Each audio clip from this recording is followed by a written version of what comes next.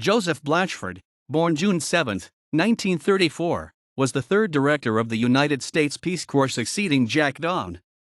Blatchford was appointed Peace Corps director in 1969 by President Richard Nixon. Blatchford was born in Milwaukee, Wisconsin on June 7, 1934. His family moved to California when Blatchford was 10 years old, and Blatchford grew up in Beverly Hills, California, where his father dealt with motion picture finances. Blatchford attended Christian Science Sunday school growing up. However, in a profile published in the New York Times in 1978 that he is no longer a practicing Christian Scientist. Blatchford attended the University of California at Los Angeles, where in 1956 during his senior year he was captain of the University of California's tennis team. Blatchford went on tennis tours of Europe and competed in the British Tennis Championships at Wimbledon in 1956. Blatchford was defeated by Neil Fraser of Australia in the second round 6-1, 6-1, 6-4. Blatchford then attended Berkeley Law and completed his J.D. In 1958, Vice President Richard Nixon was charged by a mob in Venezuela. This started Blatchford, then a student at University of California, thinking about what could be done to restore the traditional friendship in the hemisphere. Blatchford's first venture in South America would be a goodwill tour of the continent with 4 of his friends who were jazz musicians, using tennis exhibitions and jam sessions as an entree into student communities. Blatchford organized the tour with Ronald K. Dunton, a trombone player, who had organized jazz groups that toured Europe and Mexico while an undergraduate at Dartmouth. Blatchford and Dunton decided to take a year off from school to organize the Latin American tour. The plan was to give afternoon tennis exhibitions and jazz concerts in the evening without admission charges that would be followed by discussions with young people. Blatchford and Dunton did not want any assistance from the government, so they canvassed private companies, foundations, and individuals to raise $13,000 of the $15,000 they need for the tour. On March 19, 1959, Blatchford left on a 120-day goodwill tour covering 13 countries, with their first stop in the Dominican Republic. The other members of their tour were Michael Payson, Toshio Nagatani, Don Dickering, Robert Schechtman, and Juan Alack. Playing tennis exhibitions, trying to use sports and music as a door opener, handles, as they say, to get to know students, politicians, labor leaders. We came back rather critical of American foreign policy and American ways of doing things in these countries, said Blatchford. I saw the conditions and I saw the feeling of frustration that young people in Latin America had about not being able to forge their own futures. Returning from the goodwill tour, Blatchford made the acquaintance of Eugene Burdick, author of the bestseller The Ugly American, 1958, that stressed the need for personal aid overseas. Burdick became an advisor to Accion. Burdick suggested that Blatchford obtain financial assistance from private enterprise to make a survey of the needs of various countries in Latin America. Arthur K. Watson, president of IBM, financed another trip to South America where Blatchford talked to politicians, labor leaders, and students. The U.S. State Department arranged appointments with officials in the Institute of International Education, a private agency that administers government student exchange programs, also provided assistance to Blatchford. In the fall of 1959, Blatchford started rounding up money and volunteers to serve in South America, where he started Accion, 6 months before Sergeant Shriver started the Peace Corps. The New York Times reported on March 26, 1961 that Accion was sending volunteers to Colombia in a program designed to provide technical aid to urban centers and rural communities. Blatchford said that over 400 students had applied for the program and that screening would soon begin at the University of California, Stanford University, and the University of California at Los Angeles. After selection has been completed, the group would leave for another course of 3 months at the University of the Andes, then break into 2-man teams to serve their communities. Blatchford said the cost of the program would be $125,000 for the first year, with half the money already raised, and that under the program each volunteer would receive basic expenses plus a stipend of about $1,100 for 15 months of duty. Blatchford placed his first volunteers in Venezuela in September 1961. By 1964, Venezuela became the testing ground for Accion's first major project, which was to help an urban slum in Venezuela become a self-reliant community. Blatchford first recruited 30 college graduates willing to volunteer overseas. The volunteers lived with families in the barrios, improving their Spanish while familiarizing themselves with problems in the community. The volunteers helped organize projects such as laying water mains, building schools and community centers, and starting small businesses. One of their most successful projects was helping a bakery organized in Isaias, Medina by 20 women who wanted better and cheaper bread. By 1965, the bakery had become self-supporting. Accion also helped a construction company in the model city of San Antonio, Guyana, build 10 houses as an experiment to increase housing and provide employment for 27 workers. The New York Times reported on January 28, 1966 that Blatchford had been invited by business leaders in Rio de Janeiro to help organize activities in Brazil based on the Venezuelan model. The businessmen had raised $100,000 and formed a central par at Accion, Center for Action, in the barrios to be known as CAR after its Portuguese initials. Over the next 4 years, Accion placed more than 1,000 volunteers and staff members on projects in 4 countries. Blatchford ran Accion for 9 years and at one time had 300 volunteers in Latin America and an annual budget of $2 million. On May 23, 1969, Washington columnists Drew Pearson and Jack Anderson charged that the CIA had partially financed Accion and that founding Peace Corps director Sergeant Shriver had issued orders in 1962 to Latin American country directors not to associate with anyone from Accion because it was operating under the guidance of the CIA.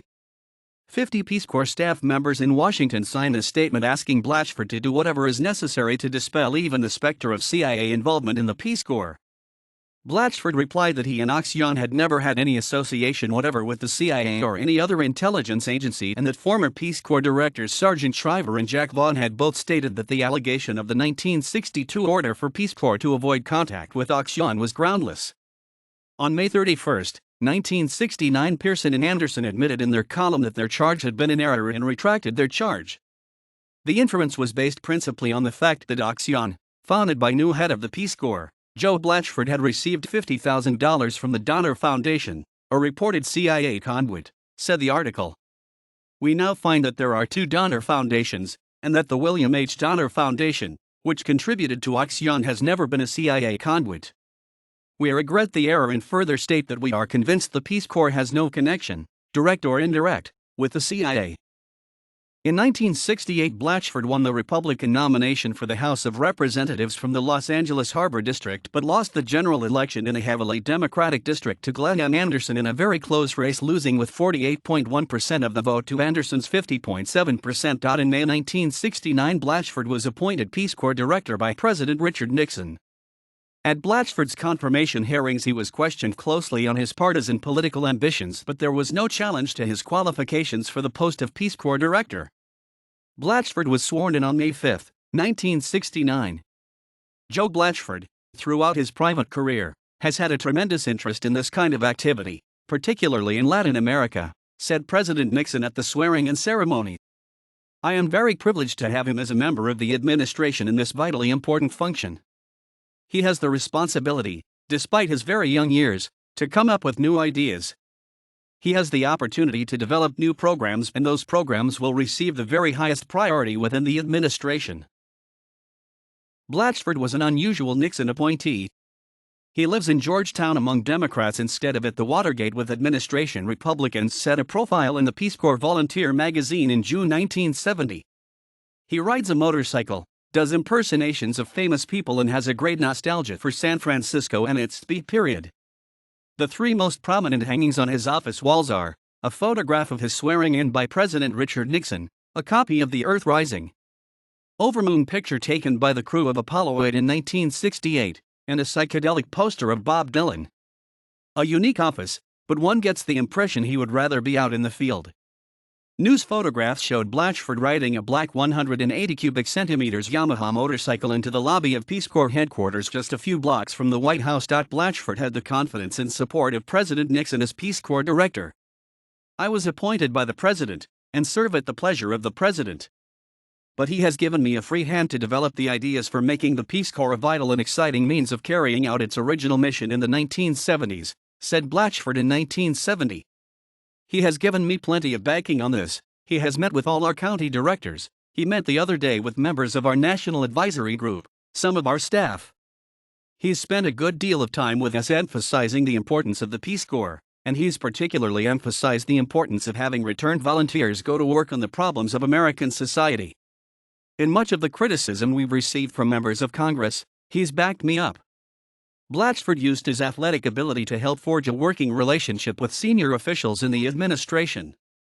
On May 19, 1970, Blatchford was invited to play tennis with Vice President Spiro Agnew.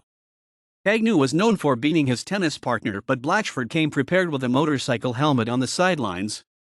As Blatchford crouched close to the net, an Agnew serve, with all its sting, landed smack on the back of his head. Blatchford and Agnew lost 6-1, 6-1 to Senator Javits of New York and Representative Weicker of Connecticut. According to a May 1989 Washington Post story by Marcy McDonald, the incident prompted Nixon to joke that he should send Agnew into then war-torn Cambodia armed with a tennis racket. Blatchford immediately set about making changes in volunteer support services, eliminating some, changing others, and consolidating other services. In a memo to country directors, Blatchford said the decisions reached affect a number of services to the volunteers which in actuality are restrictions on the volunteers' freedom to manage their own affairs. The decisions are in keeping with the philosophy that we will eliminate all activities which do not directly promote the volunteers' ability to satisfy their responsibility to the best combis. Among the services eliminated were Peace Corps book lockers, the pre-service clothing allowance, and payment for unaccompanied air freight and footlockers. Blatchford also eliminated the requirement that volunteers could not return to the United States during their Peace Corps service for vacations. In principle, the Peace Corps still believes that it is to the volunteer's advantage, and the advantage of the relationship he must maintain with his host country workers, to vacation within his assigned country or region. At the same time, the restriction on travel to countries such as the US and Europe is undesirable because it discourages volunteers from assuming full responsibility for important personal decisions relating to Peace Corps service, said the new policy. Blatchford believed that it was time for the Peace Corps to chart a new course called New Directions. Blatchford said the purpose of New Directions was to revitalize the Peace Corps by reversing declining trends in both the number of applicants applying to serve as volunteers and the number of requests from host countries for volunteers. College students know our selection process is slow and impersonal and that we sometimes fail to find solid jobs for our volunteers, Blatchford said. Blatchford's first priority was to broaden the pool of people joining the Peace Corps. What's news is that farmers are going to join the Peace Corps. That's different from the public image of the Peace Corps volunteer as a young liberal arts graduate right out of college, said Blatchford. When I went overseas, I constantly heard the cry from governments, people of all stripes, villagers, village leaders, school teachers, and people who worked with the Peace Corps or were in charge of programming them, that we need a wide diversity of skills. The New York Times reported on September 23, 1969 at Blatchford's first press conference that the Peace Corps intended to recruit 500 union craftsmen, farmers, and vocational educational specialists. Blatchford also wanted to increase minority recruitment. Applications from black colleges are up 70% this year. That sounds good. But in absolute numbers, what is it, 1% to 1.7%? That's still not good enough, so we've just set up a special office of minority recruitment, said Blatchford. We have 2 intern programs now with Shaw and Atlanta, and last fall we did send the first all-black group of volunteers to Kenya. This is the way of the future, only we've got to put more effort into it. If we do, I think we can recruit 1,000 black volunteers every year. I think we ought to. At Blatchford's first press conference he said that he would move more vigorously to recruit minorities. College students suspect the Peace Corps is almost lily-white and they are right, Blatchford said. Blatchford also opened the Peace Corps to married couples with children. In his first press conference held on September 23, 1969, Blatchford outlined his plans to place 200 families overseas in a pilot project to attract married technicians. Families had not been permitted to serve overseas previously. For some people the urge to serve may come again at age 30 or 40 and they have children. We will adjust the living allowance so they can serve, said Blatchford, speaking about blue-collar workers with grown children who previously could not serve in the Peace Corps. C.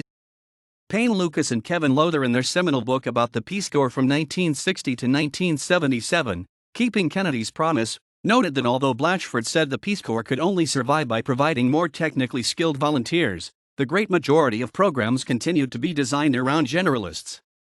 Those overseas directors who took New Directions seriously should have spared themselves the trouble. Although Blatchford succeeded in attracting marginally more technically trained people, they were never enough to greatly alter the Peace Corps profile or to fulfill the expectations that New Directions aroused abroad. Protests against the Vietnam War continued to affect the Peace Corps under Blatchford's administration just as it had under his predecessor, Jack Vaughn. On March 12, 1970, the New York Times disclosed that 12 volunteers had been separated from the Peace Corps because of their public opposition to the Vietnam War. Blatchford reiterated that the Peace Corps would continue its policy of permitting dissent but not if it was done publicly in the host country. "The volunteer can express his dissent," said Blatchford, "but he cannot exploit his position." Meanwhile, Peace Corps volunteers who had completed their service joined protesters of the Vietnam War in the United States.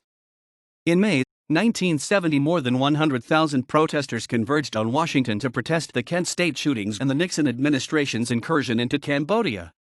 One afternoon, a group of returned volunteers came into Peace Corps headquarters and went to the fourth floor, which was the Southeast Asia section of the Peace Corps.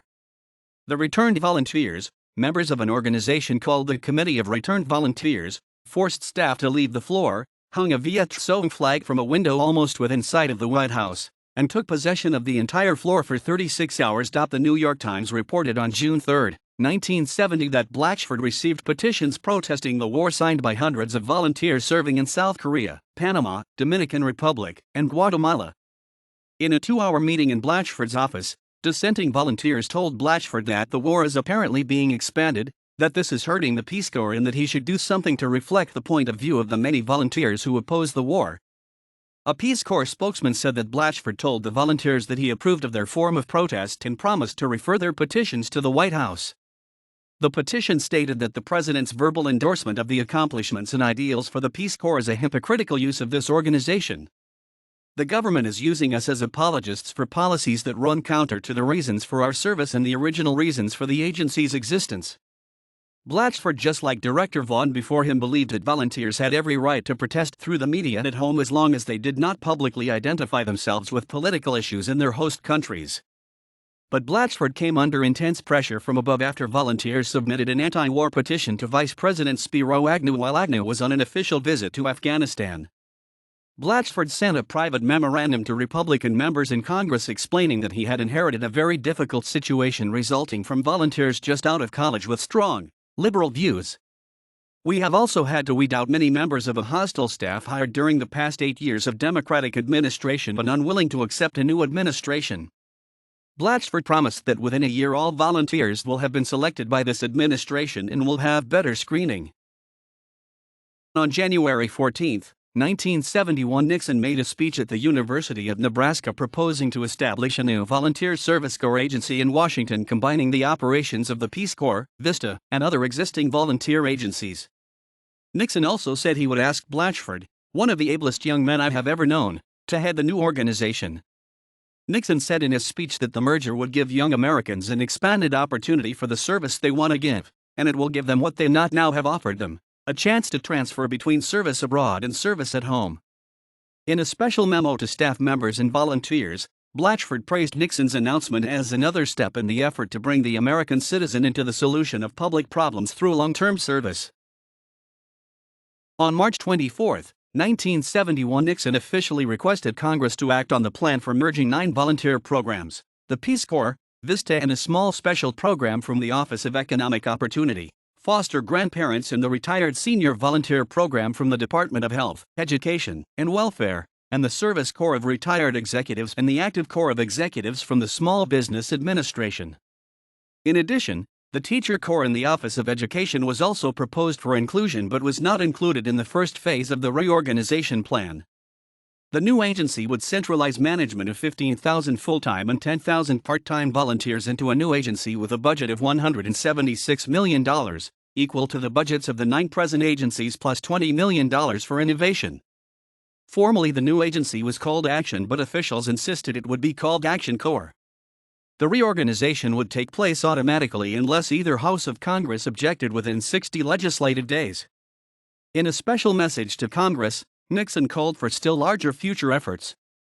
America must enlist the ideals, the energy, the experience, and the skills of its people on a larger scale than it ever has in the past. Blatchford endorsed the new agency, unwilling to question any plan of President Nixon, who Blatchford thought supported the Peace Corps.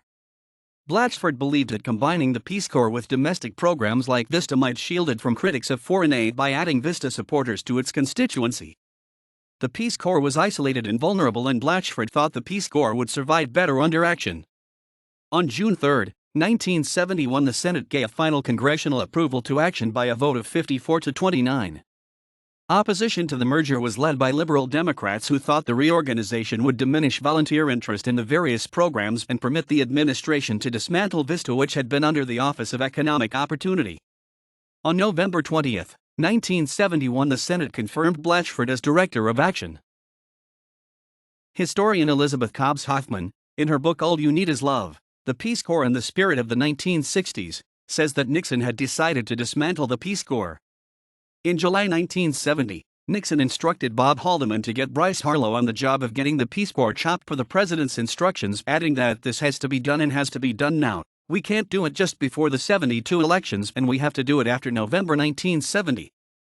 Haldeman told subordinates to cut the budget by 1/3 and noted in his diary that the president wanted the budget cut down far enough to decimate them. 2 months after the November 1970 elections, the plan went into action. Blatchford received the proposed federal budget for FY72, and to his surprise, the Office of Management and Budget, OMB, had cut the number of Peace Corps volunteers from 9,000 to 5,800 and reduced the Peace Corps' budget from $90 million to $60 million. Blatchford dashed off a memo to John Ehrlichman, Special Assistant to the President on Domestic Affairs, pleading for preservation of the Peace Corps at its current budget level. It will be quite evident to most congressmen and to the public that the president's expansion of service opportunities has begun with a 30% cut over last year's request for the largest of the merged agencies, wrote Blatchford. Congress had its own plan to cut the Peace Corps' budget. On December 17, 1971, Congress passed a continuing resolution slashing Blatchford's $82 million operating budget by $10 million. Our whole budget doesn't amount to half the price of a submarine, said Blatchford. Those characters over at the Defense Department are rolling in dough. They round off their cost estimates to the nearest Peace Corps budget. Blatchford ordered a temporary halt to signing up new volunteers, although applications continued to be accepted. Then Blatchford ordered that plans be drawn up for the termination of half of the 8,000 volunteers in the field. The plans would be implemented if Congress failed to restore the Peace Corps funds. There is a point of no return when we must use the money we have to bring these people back to the United States, said one Peace Corps official. It was time for Blatchford to play hardball. Blatchford announced the 2,313 volunteers stationed in 33 countries were being brought home. Blatchford cleared the diplomatic cables with the State Department and arranged to send them 1 minute past midnight on March 7, 1972, for volunteers to return home by April 1, 1972. The removal of Peace Corps volunteers would be an international embarrassment to the United States of enormous proportions. Congressman Otto Passman, a longtime opponent of the Peace Corps, called Blatchford on March 7, the day the cables were to go out, and offered the Peace Corps extra funds if Blatchford would take the heat off. Passman also told Blatchford that the Peace Corps didn't have as many friends in the White House as he thought. According to historian Elizabeth Cobbs Hoffman, Blatchford never suspected that his problems came from the White House and remained convinced that President Nixon was a friend of the Peace Corps. P. David Searles, in his book The Peace Corps Experience, Challenge and Change, 1969 to 1976, says that Blatchford's own assessment of Nixon's support 25 years later is that President Nixon did lose some of his early enthusiasm for the Peace Corps as a result of what Nixon thought of as widespread hostility to the president from Peace Corps volunteers. However, Blatchford also contends that Nixon originally gave more support to the Peace Corps than any president other than Kennedy. Blatchford also credits Republicans in the Senate like Barry Goldwater and Charles Percy for supporting the Peace Corps when Democrat William Fulbright tried to cut the Peace Corps' budget in 1969. Blatchford did sense hostility to the Peace Corps from some of the president's advisors, especially Ehrlichman and Patrick Buchanan, but says it did not hamper his work. On November 15, 1971, the New York Times reported that Blatchford had made the decision to rigorously enforce a 1965 rule that staff and volunteer service in the Peace Corps be limited to 5 years. About 10% of the total Peace Corps administrative staff, including 27 of the 55 country directors, were affected by the decision. A total of 93 of the Peace Corps' senior staff will be dismissed as a result of the rule. In a memorandum announcing his decision, Blatchford called on staff members with over 5 years' service to relinquish their positions so that others may serve. Only in the rarest instances involving senior policymakers who cannot be readily replaced, Will there be any deviation from a strict adherence to the spirit of the 5-year rule? The move came under criticism from Sergeant Shriver, the founding director of the Peace Corps and originator of the 5-year rule. The rule should have been enforced across the board from the start, said Shriver. To do it abruptly now is going to create major problems overseas. It's one hell of a job to find 27 competent overseas directors in the course of 6 months, and these people are the core of the program. Historian Elizabeth Cobbs Hoffman, in her book All You Need Is Love, The Peace Corps and the Spirit of the 1960s, says that if the Peace Corps hoped to survive beyond the 60s, it would need to give Republicans a greater stake in its survival. Republicans had to be allowed the spoils of the election, and the Peace Corps, like it or not, was one of them, says Cobbs Hoffman. Shriver and Vaughn, after all, had filled the Corps with Democrats. Still, Blatchford showed a restraint that earned him a few points with old Peace Corps staff by agreeing to take on those Republicans with demonstrable qualifications for the job. Blatchford enforced the 5-year rule to a greater extent than Vaughn, but when key staff resigned or had their terms expire, he also promoted from within.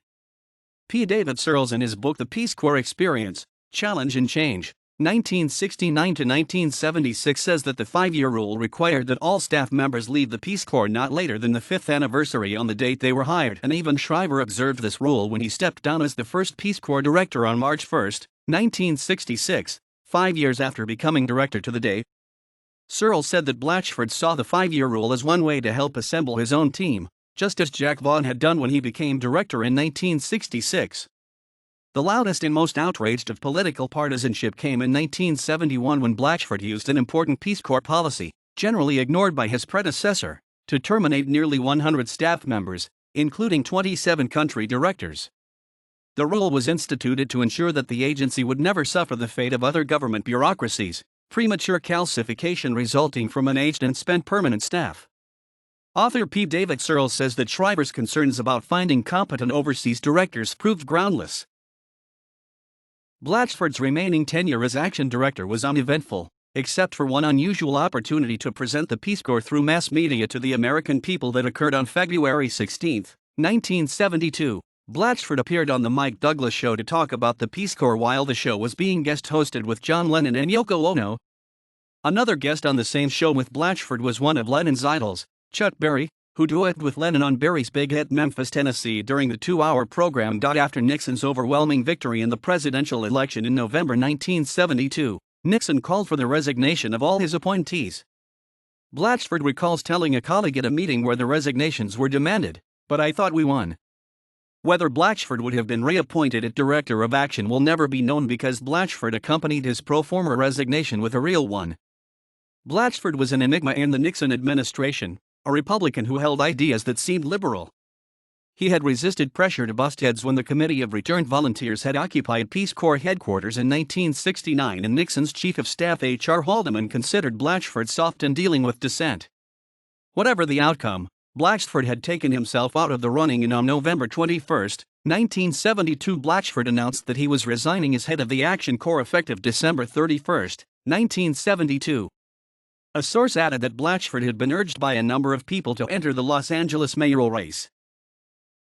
In 1974, Blatchford helped Republican Houston Flournoy campaign for governor of California. In 1974, Blatchford also looked into the California Senate race but found that money to promote a young candidate was unavailable.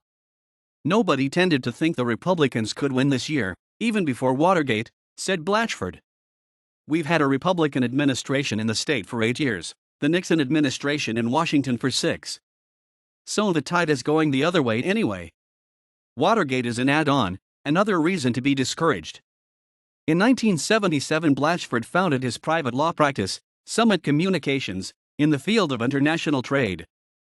Blatchford has represented flower growers in Costa Rica, cement and toy balloon producers in Mexico, leather handbag exporters in Colombia, school ring binder makers in Singapore, and petrochemicals firms in Argentina.